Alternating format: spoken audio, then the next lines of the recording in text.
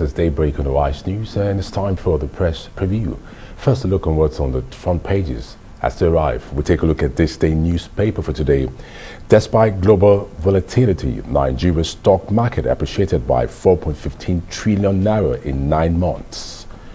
And Rivers APC to APC governors visiting Wike, an embarrassment to our party. 2023 elections, Aliu Shekaru Aruna orders rally support for Atiku, and refining agriculture in Nigeria for the future. This and more making the headlines in this day newspaper. Okay, I think that was this day of yesterday. This day this morning, headlines: Emefiele, rise in disruptive banking technologies disturbing. Some writers there, he says, deposit-taking fintechs must be capitalized with 25 billion naira and curtail potential threats from financial technology companies. He also justifies engagement of non-state actors in pipeline surveillance contracts. More on that on page 40. The leading photo there, a souvenir for the Golden Girl, World 100-meter hurdles champion Toby Amusan receiving a souvenir from her state governor, Dapo Abiodun, when she visited the governor in Abeokuta yesterday. Sanwo-Olu surprises Lagos civil servants with salary increment. Aisha Buhari, my husband suffered from PTSD for many years.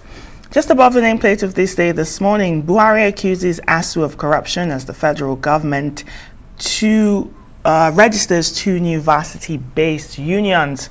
And for the second time in 45 years, NNPCL declares profit rakes in 674 billion naira after tax revenues. This is the Punch newspaper. 10 billion naira nomination fee scandal.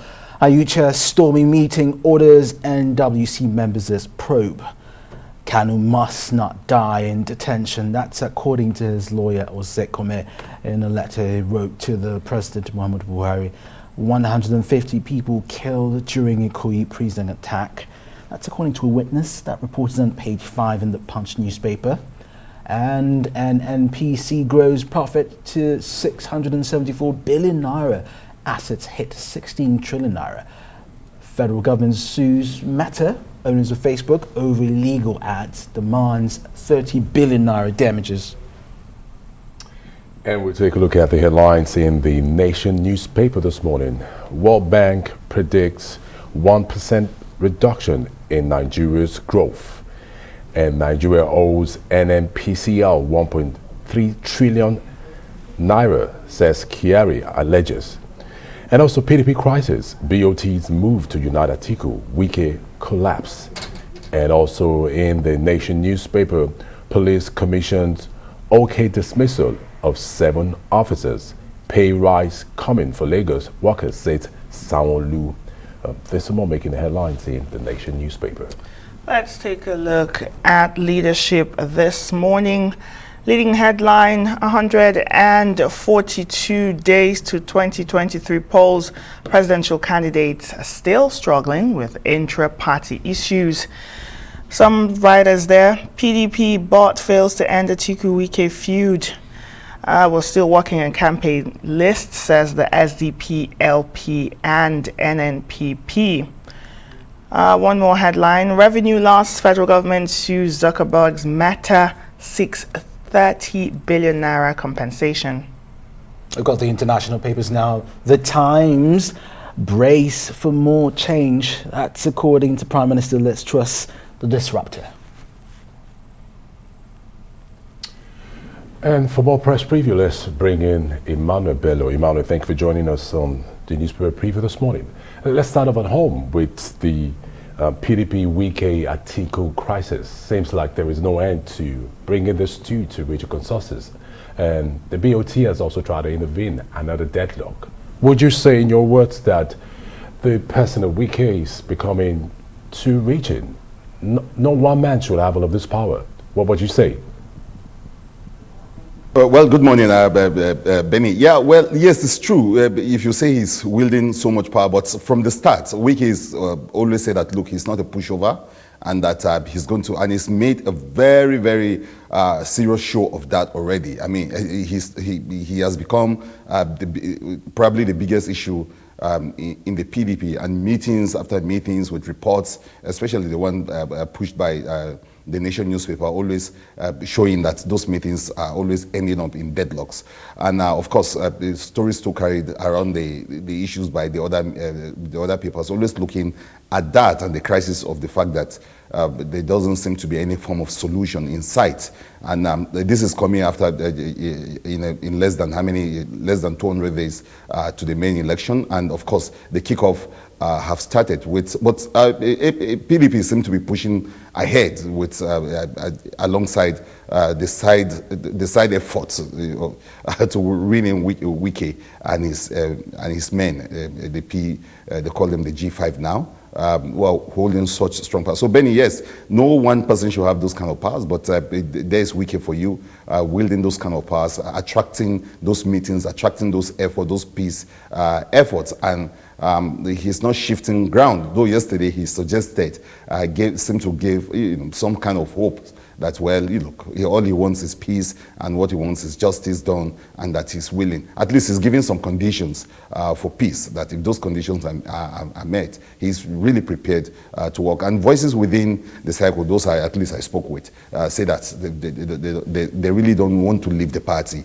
They think the party has got some kind of realistic opportunities now to pull it off. So they will not want to just do that, because they too, they have races or they have contests that are tied to the general well-being of the party.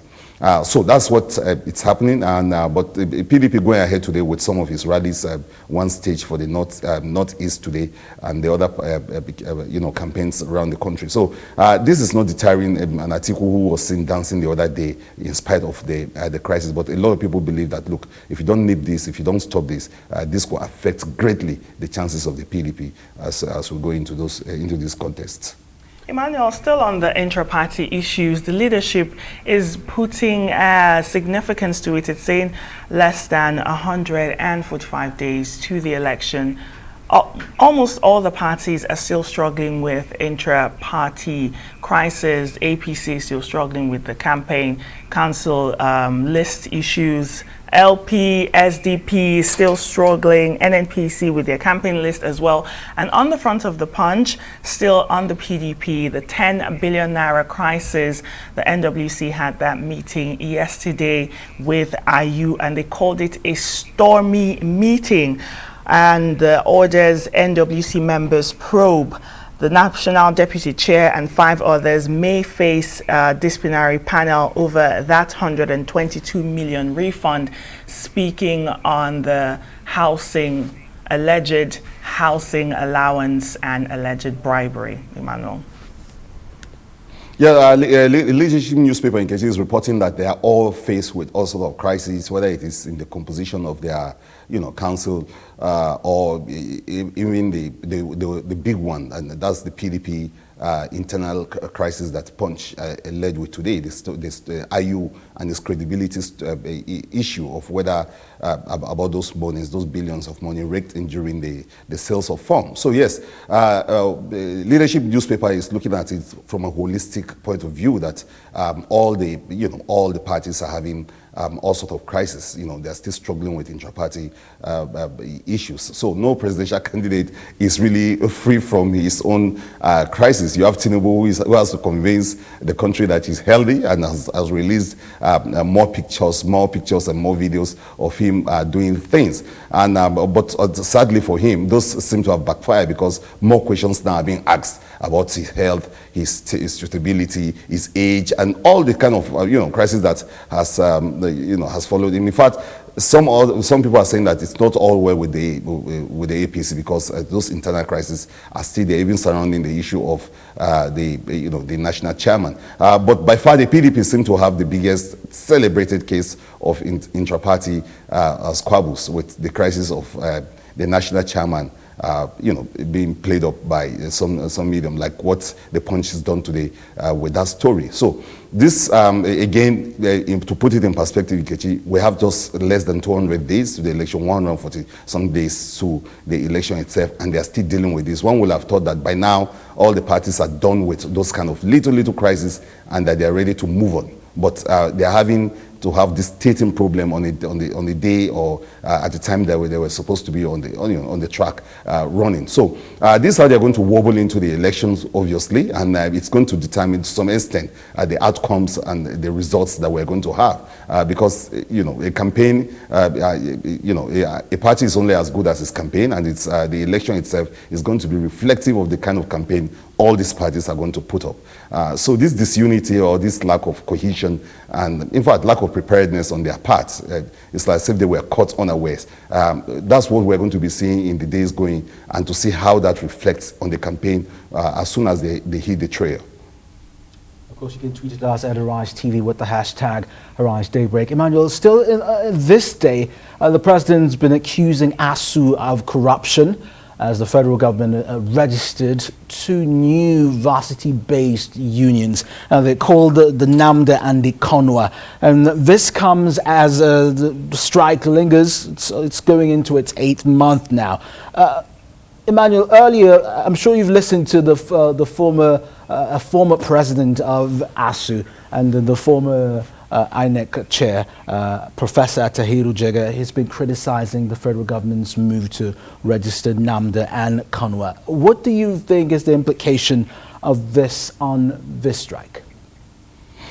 Well, yeah, Kenneth, it's a huge problem. Yes, I listened to Tahiru Jega, and he was right. He said, look, the minister is not handling this, and that the minister has actually personalized this crisis between himself from Anambra State and the ASU president was from Delta. So, and that he's personalized it. And you can see aspect of that in the way he walked out the other day during the peace process. It was very disrespectful, even tapping the ASU president on his back, but chairman on his back. But of course, maybe again, that's because he had this in mind that they were going to do this. This essentially causing, a civil war within the lecturers. How he's going to handle that, I wonder how, because going forward, those peace process will collapse with this. Already ASU is shouting and saying, look, that is wrong. But for the bigger picture in this day, the accusation by the president that, look, President Buhari, that there's corruption in ASU. Now, that's very serious, because he raised a whole range of things. He's taking the battle to the lecturers that, well, look, we're not funding university, and we're not funding you very well. You are giving the impression that we're not funding you because of the corruption that you have to deal with. And he raised quite a number of them. He talked about sortings,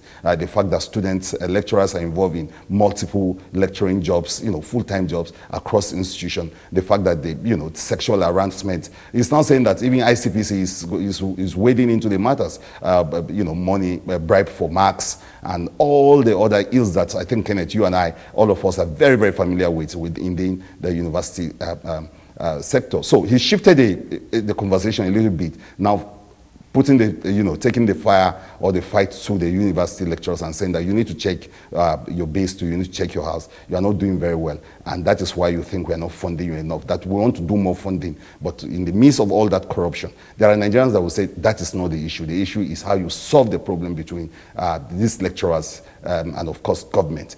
For now, the style of divide and rule, trying to divide the lecturers' rank, I don't think it's going to go down well. It's not going to work. Already also he's saying that, look, that is not going to stop them. That's not going to send them back to classes. But if you're a lecturer waking up this morning, you're wondering which of the unions you belong to, because it seems as if some of the lecturers, according to the minister, who love their job, who are not just in this for the money, and who are not just this for the corruption that's around there, that who are in this for the passion to teach, that those kind of lecturers will go back to the classroom irrespective of the issues being discussed. How that is going to play out is one that is going to be interesting, and we are going to stay on and watch those developments. Yes, and we're going to stay on and finger crossed, and we'll see how things pan out. Thank you, Mount Bello. That's the press preview. Let's share your views on all the burning issues. Follow us on Twitter at Arise TV. And you can also join today's conversation using the hashtag Arise Daybreak.